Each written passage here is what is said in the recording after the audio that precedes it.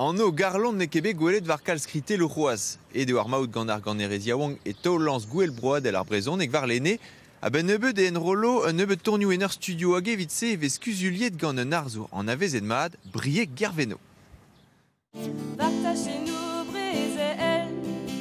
Sonj o peus an drase war ar leuren gouel broadel ar breonek et daouvin unan ar nutjen, Garland neus gounizet priz an dazon gant dir ramawen spi.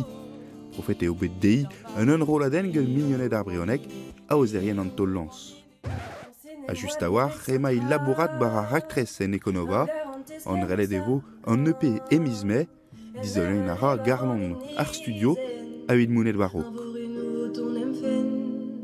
Trid gant aven nevez me skrivet dibaoe an taoulans hag setu a ze an o klask stum a nezo, fram a nezo, troari gant ar kanavenoù evit gwelet pesert stum ave fer an inigwela. Ma la gant mosse, ma vez troche d'or pen, et bah credet vous si ouais. Sur les terrains de guerre, si on te coupe la tête. La bourrette ver pozioù avait adkaout speret ariez, briek gervenou, en oa votet avec Garland durant ar gwell, a ze emañ avec chikour. Me zo be plijet gant ur pez no a gret Garland, bez eus karnaouenou a zo brao, red el ar ed ar wirionez, bez o karnaouenou a zo brao, hag red e chikour just a war vid frama, vid ma vefe un brao ar c'hoaz, quoi. Mar plij gantoz mi amor, a rouk bout ket gant ar mor.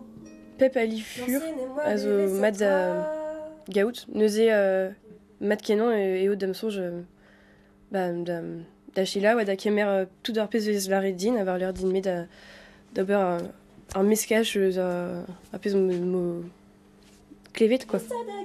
Emiz gwere evo posub mounet da chila ou Garland ar leuren kan al loar, gedi eo pet nebe, en ur ortoz, deziad oual.